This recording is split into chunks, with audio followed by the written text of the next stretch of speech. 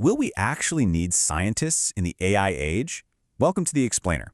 Today we're diving headfirst into one of the most intense, psychological, and honestly emotional frictions of our entire generation, the collision between human intellect and artificial intelligence. We're going to look really closely at whether our traditional, human-led scientific world is about to be completely upended. So will AI make the next great scientific discovery? For the longest time, we've just thought of artificial intelligence as a handy little assistant, right? Something to, clean up our data or double-check some code. But we are moving away from that and fast. We're entering an era where AI is shifting from a mere tool to an autonomous creator. And the stakes? Oh, just the entire future of human discovery. Section 1. The AI scientist emerges. From tool to autonomous agent. Okay, let's dive right into this. To really grasp this massive shift from a simple calculator to a genuine creator, listen to this quote from AI researcher Roman Yampolsky. It perfectly captures the immense, raw potential we're dealing with here. Think about how human academics work, right? We spend decades, literally decades, mastering one tiny slice of biology, or maybe physics. But AI, he says, it's essentially someone who has a PhD in every discipline. It has this absolutely unprecedented ability to cross-pollinate knowledge without even breaking a sweat. Think about it. Traditional human sciences are, they're trapped in these isolated silos. Biologists speak one specific jargon, computer scientists speak another, and honestly, they rarely ever mix. But AI acts like a universal translator. It instantly maps parallels across different fields, completely ignoring our human academic borders. So tools developed over in computer science can just instantly be applied by an AI to solve complex biological problems. It creates a seamless cross-disciplinary mastery that we humans just physically cannot achieve. Section 2. Mining ignored human knowledge. The problem of the gatekeepers. Now, what's really interesting about this next point is that when we look at the science we've already done, we uncover a fascinating and kind of troubling sociological perspective. Check out this staggering number. 80 to 90% of all academic citations go to a tiny fraction, just 10 to 20% of published work. Think about what that actually means. It means there is a massive graveyard of brilliant, published human research that is currently just abandoned, simply because human gatekeepers and narrow academic algorithms are ignoring it. And this leads us to a really fascinating concept called undiscovered public knowledge.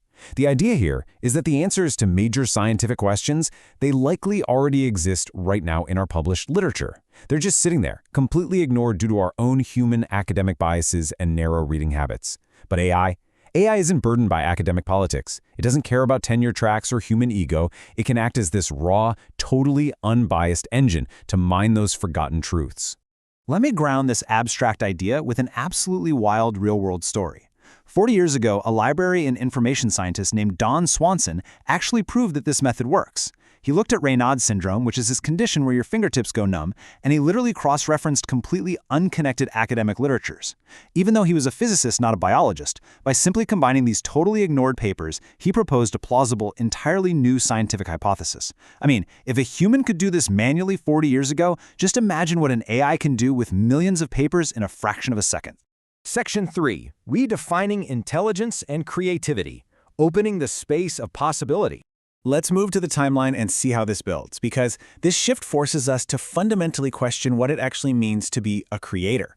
Back in 2016, the AI AlphaGo defeated world champion Lee Sedol, utilizing what became known as Move 37. It was a move so weird and so alien that human experts literally laughed at it, thinking the machine had broken. But actually, it was a stroke of absolute novel genius. Fast forward to 2024, and the Nobel Prizes for physics and chemistry are actively being won for AI-related science, like AlphaFold predicting protein structures. Guys, this isn't just pattern matching anymore. This is the generation of genuine, real novelty. Which brings us to a fascinating concept: combinatorial creativity. The sociologist Steve Fuller makes the argument that we tend to overly mystify human genius. Creativity isn't some magical spark randomly granted by the universe. It's actually just the sociological process of taking familiar, existing things and putting them together in completely unfamiliar, totally novel ways. So defining a genius turns out to be a highly sociological phenomenon. It relies almost entirely on audience reception and cultural timing. When we say someone was ahead of their time, it just means their specific combination of ideas was perfectly correct, but society just wasn't ready to receive it yet. And generative AI? It is a massive wake-up call for us. It essentially strips away all the romanticism of art and science and exposes the raw underlying machinery of how sensible, brilliant things are actually constructed. Section 4. The Coevolution Challenge, Meeting the Alien Mind. And this brilliantly illustrates how we are escalating the tension here. We're moving from a simple debate about tools to a confrontation with a completely foreign intelligence. There is a stark psychological difference between our carbon-based limitations and silicon-based infinity. Think about it. We are culturally specific, we're narrow, and we're burdened by our academic conditioning. AI, on the other hand, is expanding into a near-infinite possibility space. It learns from absolute zero knowledge through self-play, while our human improvement is pretty linear and, let's face it, somewhat stagnant. AI is operating with an alien gameplay style that results in exponential growth. This brings us to a really passionate plea from Suzanne Livingston. She argues that we cannot just roll over and accept obsolescence. No way. AI requires us to raise our game. We have to rethink our educational systems from a very young age. What we need is a mutual, bootstrap kind of coevolution. We need to use AI to push the very boundaries of our human, carbon-based intelligence, rather than just throwing our hands up and letting the silicon take the wheel entirely. Section 5. The Superintelligence Warning. The Exponential Gap. But we also have to address the other side of that coin, dropping into a much starker, heavier reality with Roman Yampolsky's dark existential warnings.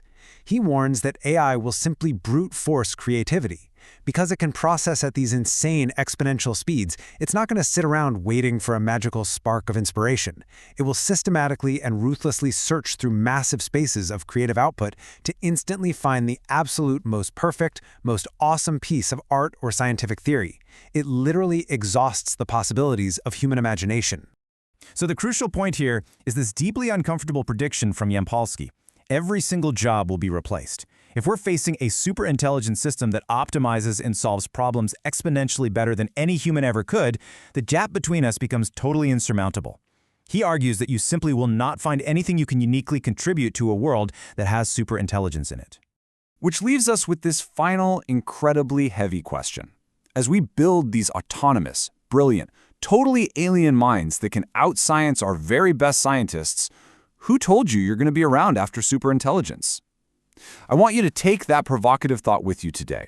Really rethink your place, and frankly, humanity's place, in this rapidly shifting universe. Thanks so much for joining me for this explainer, and remember, keep questioning everything.